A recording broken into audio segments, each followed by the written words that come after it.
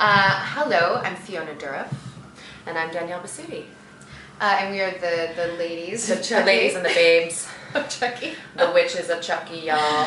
And Chucky is the 6th installment in the 25th anniversary of the Child's Play franchise, and it's Return to Horror. It's Return to Horror, and it's come full circle. It answers all the questions, and it stars Brad Dourif's beautiful, sublime daughter. It's pretty fantastic, and guys. Bisutti. Thank you. It has been incredibly well received. We've gotten, I think, almost unanimous great reviews. Oh, yeah. And we won the audience award at Fantasia, and I believe it's selling off the shelves. Yeah, apparently you cannot get it at Walmart. You're gonna have to do some serious ordering in the future. That's pretty fantastic. So we're really excited. Yeah, impossible to find in a lot of stores. I'm really excited. Yeah.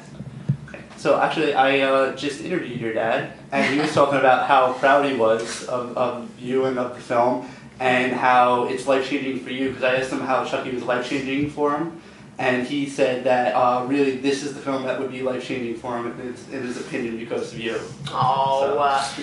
Yeah, it was a little bit of a Dourif love fest. I mean, we were, when he told me because I initially went in for Barb, because I thought there was no way I was going to be able to get cast in the lead. Don Mancini watched my tape and thought that I wasn't right for her, but I might have been right for Nika.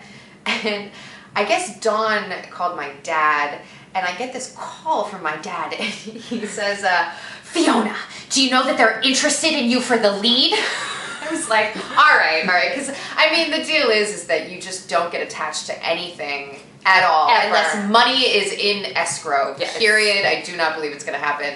Until the film is wrapped, actually, you're watching it, then you're like, oh, I'm still in it, good. Right. You didn't make the cutting room floor. I didn't make the and then when I went in for the test, I still believed that there was no bloody way I was going to get it.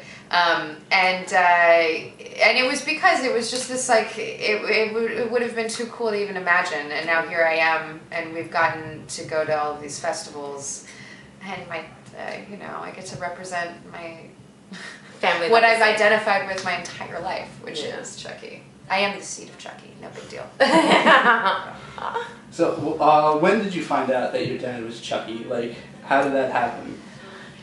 I mean, Chucky's one of my first memories. Chucky has been on top of a bookshelf in the corner of our living room my entire life.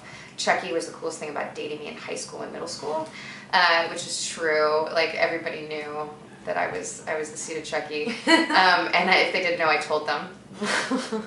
Also, my birthday is the night before Halloween, so there was a lot of Halloween parties, and Chucky made an appearance. And my dad will never do the voice. He'll only do the voice if you really beg him, and if it's your birthday, or if it's my birthday.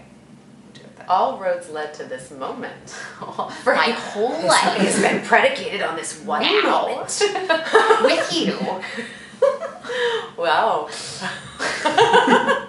So, how did you get involved with the film? I got the audition, and I read the sides, and I thought, this is a really well-written family drama with complex characters and dynamics between two sisters, and I thought, how does this have anything to do with this little monstrous doll that we've all grown up, robbed us of our childhood? And then, of course, yes, there is Chucky, and so what's great about it is because it is, like Fiona said, the return to horror. There's the suspense, there's the thrills, there's the terror, that I think everyone has, come to sort of miss about it and long for, and we're delivering it to them on a silver bloody platter. Yes, we are in this franchise. So to be a part of it, the 25th anniversary, to work with Fiona Dourif and Brad, and in this incredible script that Don Mancini, which the fans and the reviewers are loving, I couldn't be happier. I feel very honored. Yeah. So my brother has always been afraid of Chucky. He's 18 now, and I finally, that Chucky doll you saw before, I finally got it this year because I was finally able to have a Chucky doll in my room. Prior to that, he would freak out. I used to have a mini one that I wanted a claw machine. He ripped the legs off because he didn't want it to come and get him. That's fantastic. Smart kid. Yeah, but what do you think it is about Chucky that really brings about like a fear in everybody? Like what is it about Chucky specifically that just has been scaring people for 25 years? Well, the dolls are supposed to be your friend. I think that's like the like elemental thing that I can think of, right? You know, you have your My Little Pony and your Cabbage Patch Kid and all these different dolls lining your bed, and at night you say your prayer or whatever you do. You're not supposed to wake up in the middle of the night with them grimacing at you, like with something behind its back that's going to slash your throat. Like that's the ultimate betrayal, because these things are supposed to keep me safe. I think that's why Chucky's terrified people. Yeah, and I think it has something to do with his likeness to a kid, right? He sort of looks human, but he's not quite human. He's a little off. So, you know, maybe it has something to do with our sense that your kid could be a little wrong. A lot wrong. You know?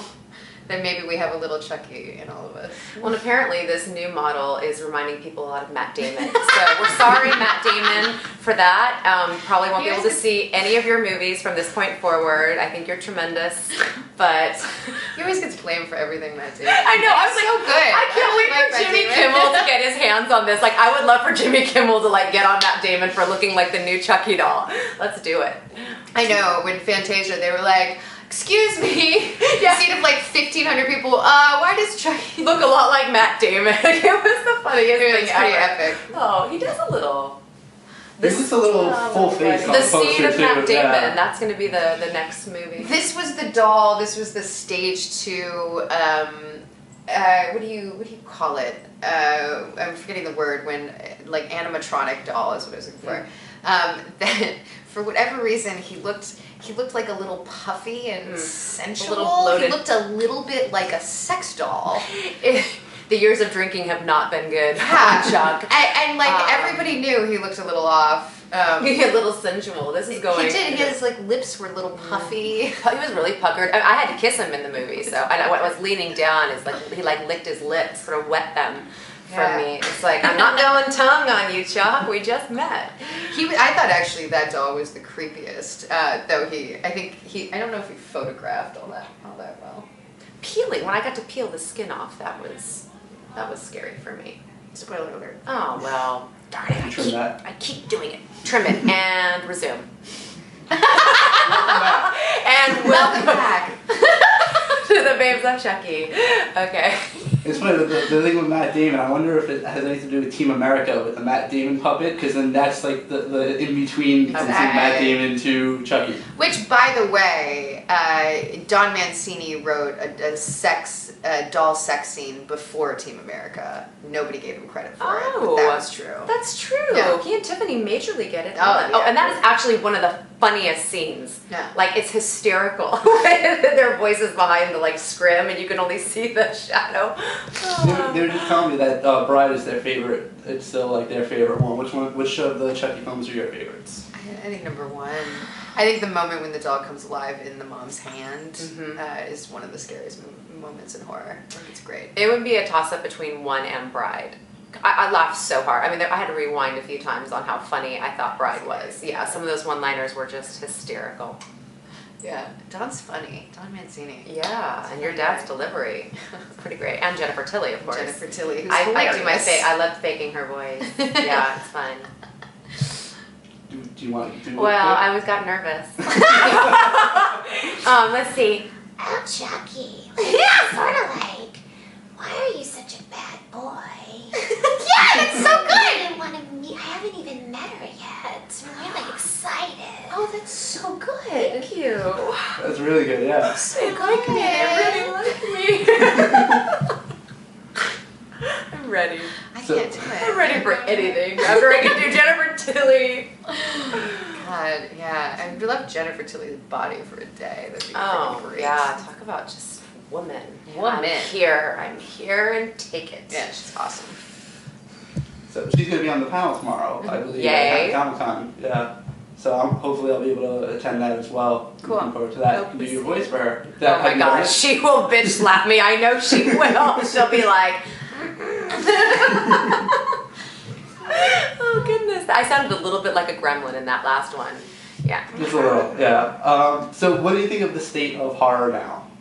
the state of just horror movies in general? Getting really good, right? Is it just me? I feel like there's it's refined itself in a lot of ways. I don't know. What are your thoughts? Yeah, I mean, I think there's like two camps, sort of.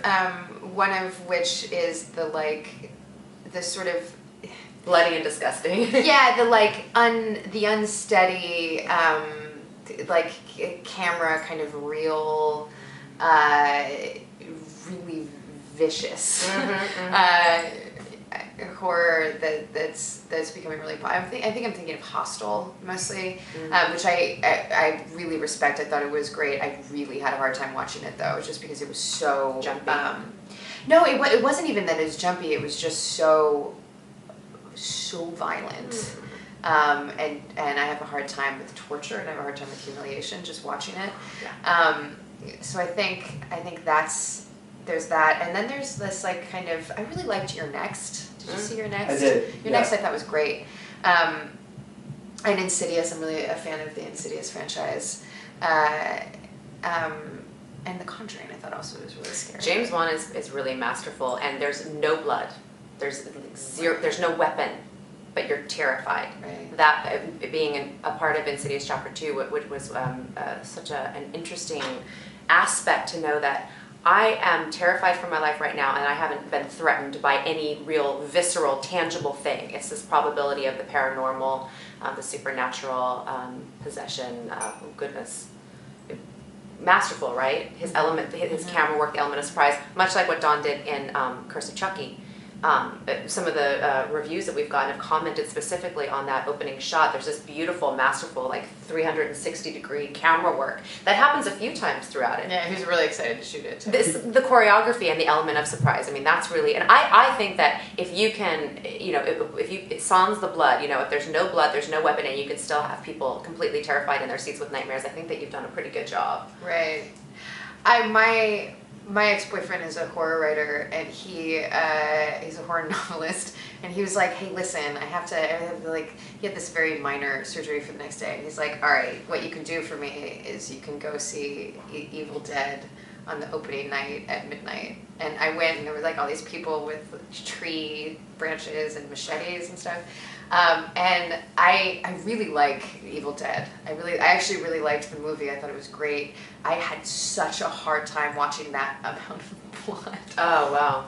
Did you see it? No, I'm a sparedy cat. Epic. I don't watch a lot I movies. Oh my god, I'm a baby. Yeah, and I think both things are good. I find that I think this camp of horror, and maybe the James Wan, has a lot to do with the potential, which is chilling more so than like that'll violence, happen, yeah. which is also effective. And Yeah. I feel like there's two kind of separate camps. I actually closed my eyes for most of Evil Dead, not because it was bad, because I was too scared to watch it. And he owes me. He owes you Tosca. Oh, he owes you big time. Oh, yeah. Look out, daughter rat coming at you. Okay, so why should people see Curse of Chucky?